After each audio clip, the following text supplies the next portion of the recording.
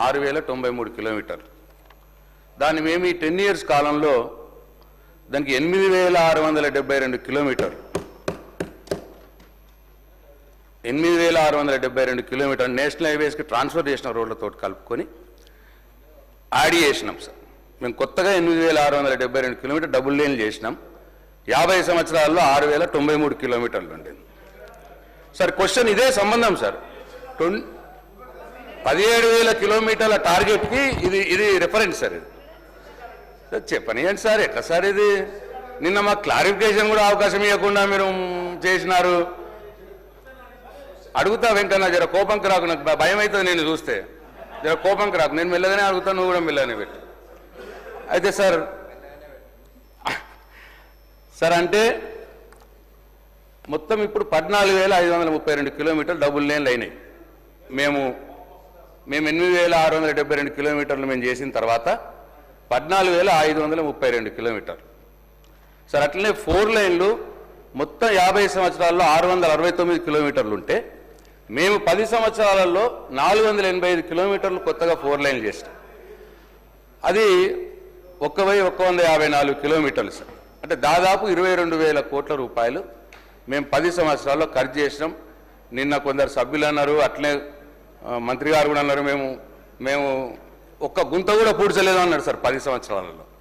గుంత కూడా పూడ్చలేకపోతే ఈ రోడ్లు ఎడికెళ్ళి అయినాయి సార్. 8,672 కిలోమీటర్ల కొత్త డబుల్ లైన్ రోడ్లు 6,093 ఉన్నప్పుడు మేము చేసి 14,000కి తెచ్చినాం దాన్ని. ఈ 4 లైన్లు 669 ఉంటే 485 యాడ్ చేసి 1,154 చేసినాం. ఇది మీ లెక్కలనే ఉన్నాయి, మీ అధికారులను అడిగితే చెప్తారు.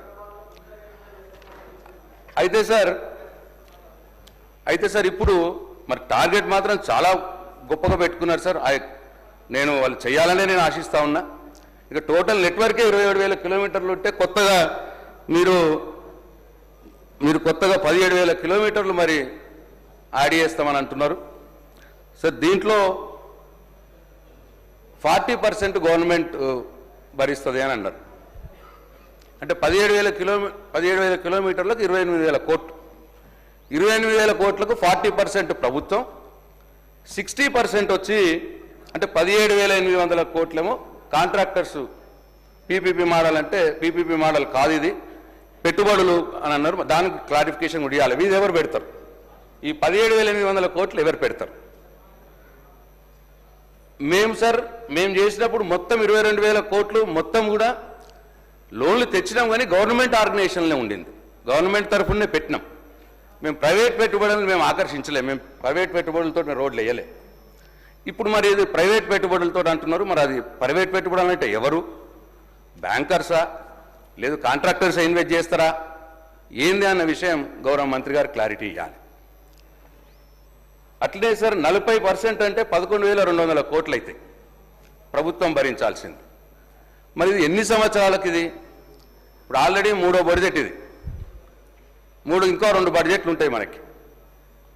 2 బడ్జెట్లు 3.5 సంవత్సరాలు వర్కింగ్ పీరియడ్. ఇప్పుడు మీరు కొత్తగా ఇదంతా తీసుకొచ్చి చేసి ఒక 6 నెలలు పడుతుంది సార్ టెండర్లు పోవటానికి. అంటే మరి 3 సంవత్సరాల కాలంలోనే మీ టార్గెట్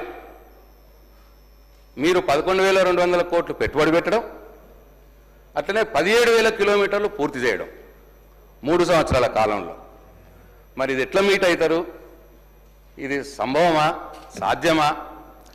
ఇది కూడా గౌరవ మంత్రి గారు వారి సమాధానంలో చెప్పాలని చెప్పి నేను కోరుతాను. స్పీకర్ సార్, మంత్రి గారు